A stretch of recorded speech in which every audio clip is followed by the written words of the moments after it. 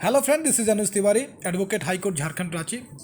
जहां तक मैं बता दूं कि 67 बीपीएससी के रिगार्डिंग अगर बातचीत की जाए, जिसमें कि बहुत सारी चेंजेस देखने को मिल रही है, हमने सोचा कि कुछ चीज़ों को शेयर किया जाए। और बहुत सारे ऐसे स्टूडेंट हैं जिन्हें कि कई चीज़ें समझने में दिक्कत हो रही हैं। तो फ्रेंड्स, जैसा कि मैं बता दूं कि इस तरह की अगर कई संस्थाएं अगर इस तरह की चीज़ें करती हैं तो आप ऐसे में कोर्ट केस कर सकते हैं और एक तरह से आप इनको वो कोर्ट में ला सकते हैं। इसके दो बेसिक रीज़न बनते हैं। जैसा कि पहले, चाहे वो अतुल प्रसाद जी हों, चाहे बीपीएससी हों, चाहे दूसरे लोग हों, उनसे बिल्कुल ही ये चीज़ को समझने की ज़रूरत है उनको भी, कि जिस तरह की बातें हो रही हैं कि सिंगल वैकेंसी में आपने जो प्रीलिम्स के जो रिज़ल्ट करने की बात कही है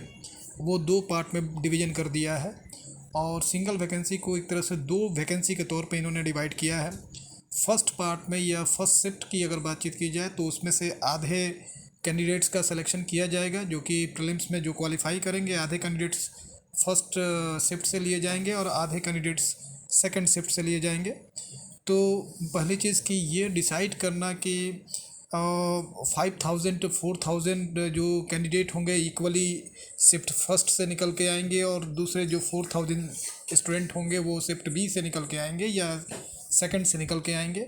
ऐसा ये कहना जो है कि आयोग का बिल्कुल गलत है, क्योंकि ये सिंगल वैकेंसी है। ऐसा इसकी पॉसिबिलिटी पूरी है कि 4500 फर्स्ट शिफ्ट से निकल के आए और दूसरे से 500 स्टूडेंट निकल के आए, 3500 स्टूडेंट निकल के आए। तो एक तरह से देखा जाए तो जो ओवरऑल जो सिंगल वैकेंसी के लिए जो फाइट हो रही थी, जिसमें कि सभी स्टूडेंट कैपेबल थे, 804 वैकेंसी के लिए एलिजिबल हैं और उनकी उनमें जो ओवरऑल अगर उनकी अगर सिलेक्शन होती तो ऐसे कई स्टूडेंट्स बाहर हो जाएंगे जिन्हें कि सिलेक्शन में उनकी प्रीलिम्स में उनको उनकी उनकी सेलेक्टेड होना था। तो ऐसे में एक बड़ा ही और दूसरी बात कि इसके बारे में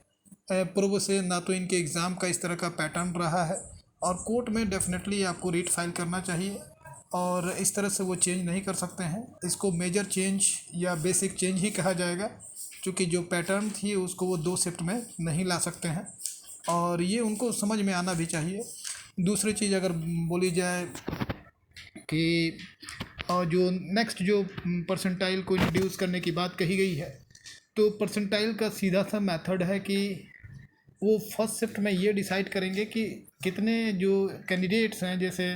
किन्हीं का परसेंटाइल यदि 99.2 देखने को मिलता है तो इसका मतलब है कि 0.8% स्टूडेंट जो है वो आपसे आगे हैं और रेस्ट जो स्टूडेंट्स हैं वो आपसे पीछे हैं। परसेंटाइल का सिंपल सा मतलब यही हुआ, आपके मार्क्स को डिस्क्लोज़ नहीं किया जाएगा। तो रही बात कि ये भी आपको इंट्रोड्यूस नहीं कर सकते हैं, क्योंकि पूर्व में जो अभी भी जो लास्ट एग्ज़ाम आप कंडक्ट किए, जो कि आपके पेपर लीक होने के बाद आपने उसको कैंसिल किया और उसके बाद ऑलरेडी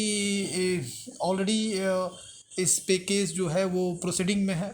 तो इन सारी चीज़ों को अगर देखा जाए तो बातें जो यहाँ पे निकल के आती हैं कि बड़ी ये विवादास्पद चीज़ है। और दूसरी एक इम्पॉर्टेंट चीज़ है कि ये जो हैं वो रिजर्वेशन रोस्टर को भी कंप्लीट नहीं कर पाएंगे, जो कि वहाँ भी अगर ये देखें तो ये क्लियर नहीं कर पाएंगे कि जो जो कैंडिडेट्स रिजर्वेशन रोस्टर में हैं उनको किस तरह से ये सेटल करेंगे।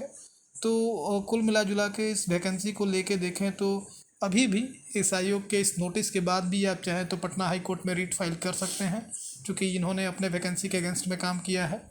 और इसमें बिल्कुल ही निश्चिंत होके। और दूसरी एक जो डेमोक्रेसी की जो तकनीक है, जिसमें कि आप अपनी बात आयोग से कर सकते हैं, कन्विंस कर सकते हैं, उन्हें समझा सकते हैं, तो वो आप प्रयास कर सकते हैं। जैसे कि जानकारी है कि एक आंदोलन भी किया जा रहा है जिसमें कि आयोग से बातचीत का क्रम भी जारी है। तो फ्रेंड्स, बिल्कुल ही इसमें आपको आयोग को सपोर्ट करने की ज़रूरत नहीं है, ये स्टूडेंट हित में नहीं है। Thank you friends.